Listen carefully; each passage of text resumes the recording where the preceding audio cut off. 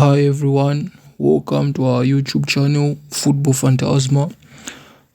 Today we are going to be ranking the signings of the Premier League during this season. We are going to be talking about the signings that have been done by English Premier League teams. So let's get into it. First up, we have Declan Rice, the guy from West Ham. I think this guy is a really fantastic player. He has been arguably the best player in the West Ham team for the past seasons. He's really good. His defensive skills are really, really good. And I think that partnership with Odegaard, with Kai Havertz, I think at some point in party is going to be fantastic. It's probably going to outplay most of the English Premier League teams during the season. And I think Declan Rice is going to develop a lot under Mikel Arteta. He's already a fantastic player on his own, but I think he's going to reach higher levels under Mikel. We are probably going to see more and more to his game, a few attacks, maybe a few goals and assists. They mostly play with the ball, so I do not expect him to do much of defending. It's going to be mostly attacking. So I hope he does well. Next off, we have Christopher Nkunku from RB Leipzig. This guy was fantastic for his team, really good player. I remember a couple seasons ago, he really did well. He went God mode against Man City in the Champions League. Chelsea needed someone who offered a threat and someone who could find the back of the net. So I think they have that kind of person under Christopher Nkunku. With Christopher Nkunku, I think he is going to produce goals for the team, and I really hope he can replicate the performances that he was putting in the Bundesliga in that Chelsea team. And I think he's going to develop really well under Pochettino. Pochettino is really good when it comes to working with players. It is reported that he's injured at the time and is expected to be out for a couple of weeks. I think it's 16 weeks. I mean, it's not a really good start to a season, but I hope he gets better soon and he recovers well, and I expect to see him doing well under Pochettino. Next up, we have Rasmus Højlund, the kid from Atlanta, 20 years old.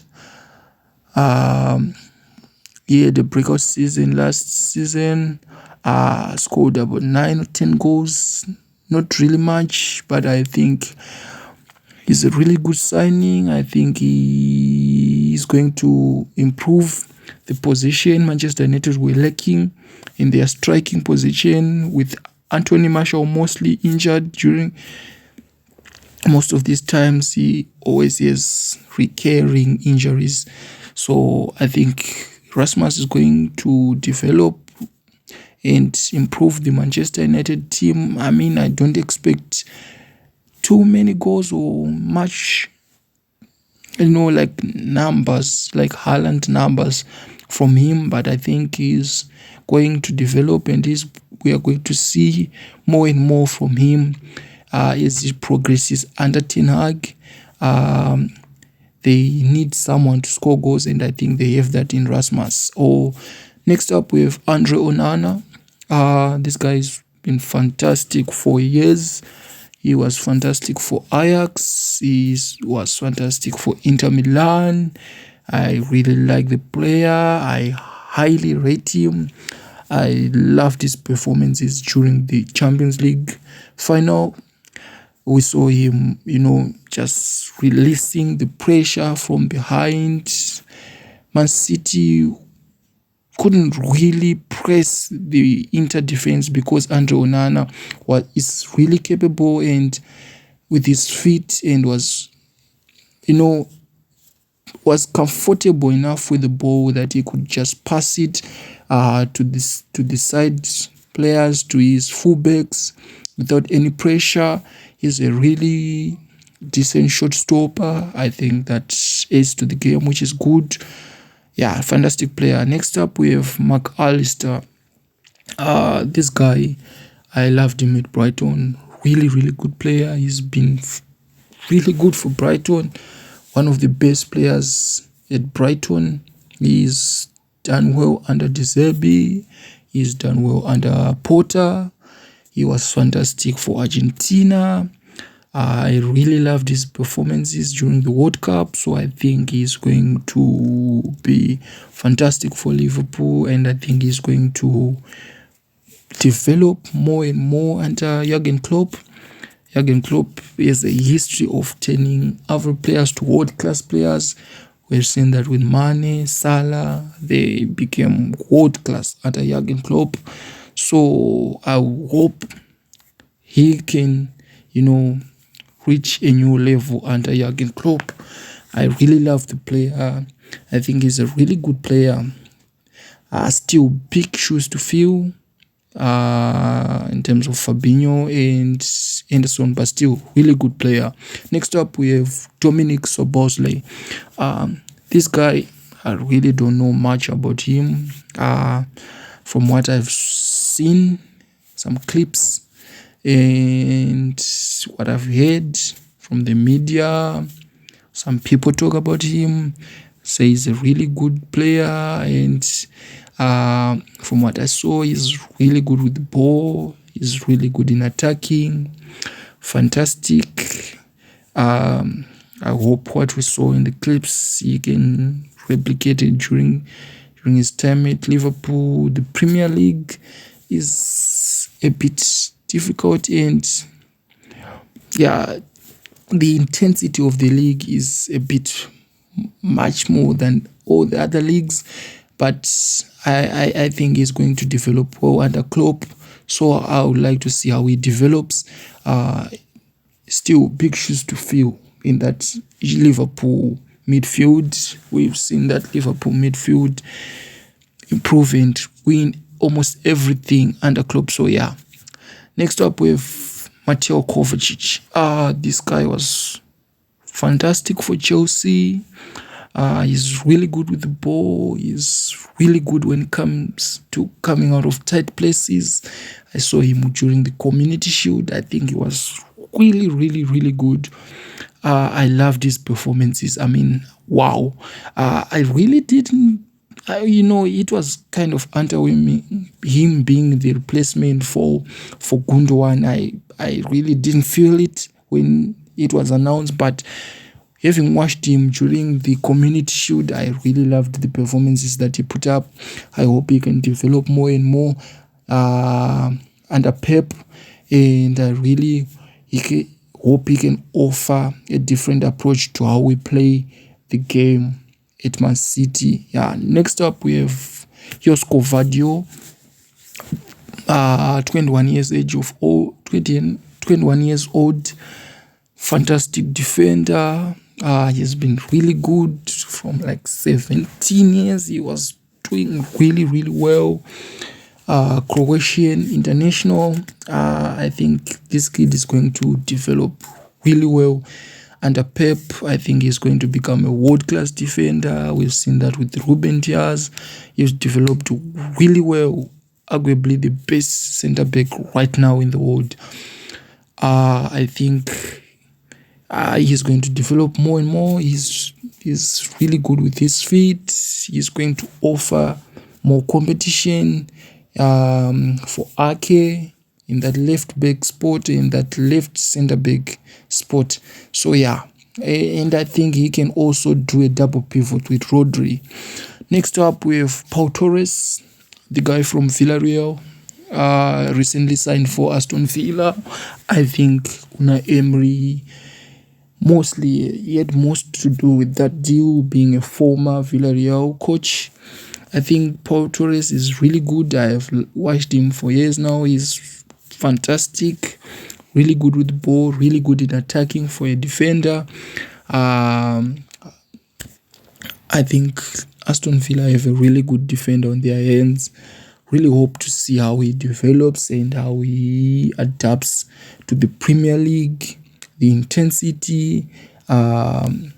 Also, Aston Villa are in Europe right now, so I hope he helps the team, during their campaign in their European campaign. I'm not sure if it's Conference or Europa. Next up, we have Jurrien Timber.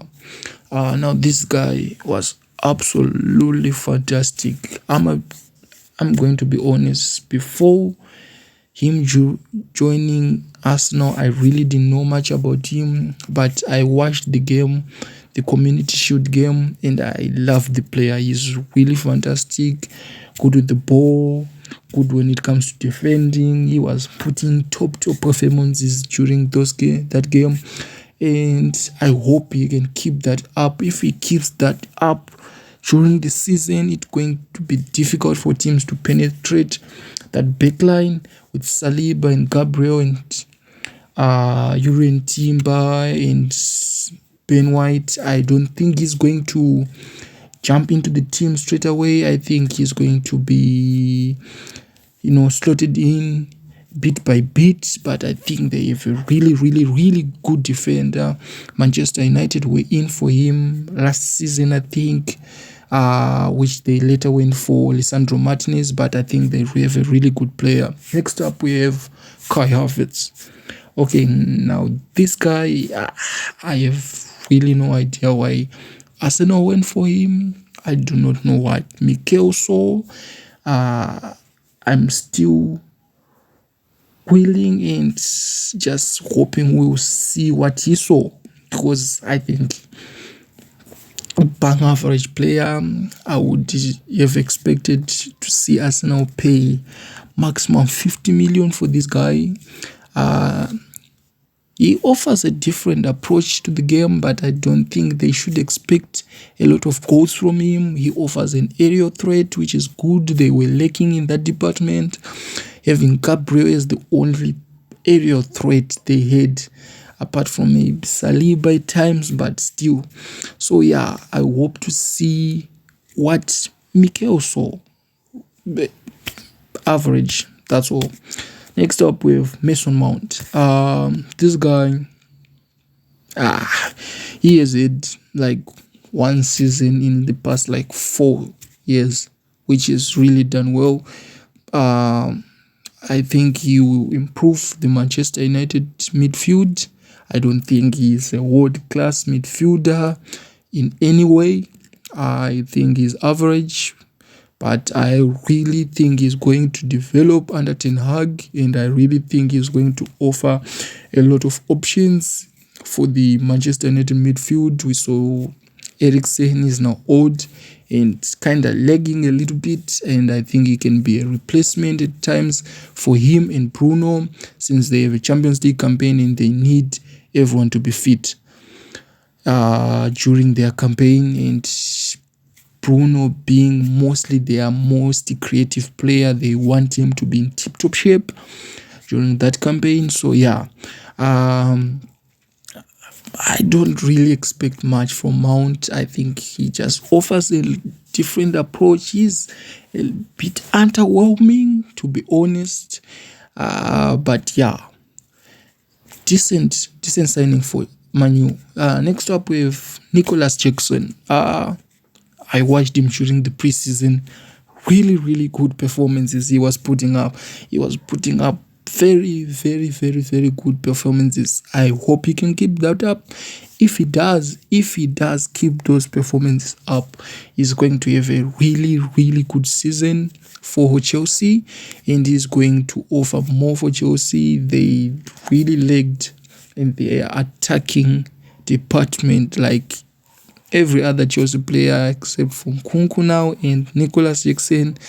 They did not know how to find the back of the net. So I really hope he can keep those performances up, and he's a really, really good footballer. He's a fantastic player, young.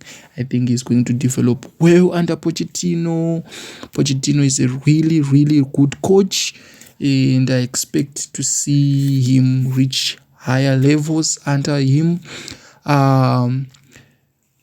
Chelsea do not have any European campaign, so maybe we might see him push in those cups and in the Premier League. Yeah, very, very good signing.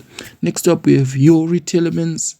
This guy has been fantastic for a lot of seasons now. He's been really good for Leicester. Him, Barnes, and Madison, I think, were the best, and maybe Vardy, but now he's old. Yuri Tillmans has been great, really, really good. Arsenal were in for him last season. They didn't sign him, but he's a really good player. I think they have a really good player on their hands. He's been fantastic. He's already accustomed to the way of playing in the Premier League. He's already Premier League proven, as some would like to say it. So I think he won't have any problems adapting to the Premier League. We'll just see how he works out overall under a different manager. But I think he's already a fantastic player. I love him. He's a good player for a mid-table kind of team. I don't expect to see him playing for the Manchester United, Man City, Arsenal, or Liverpool in any way.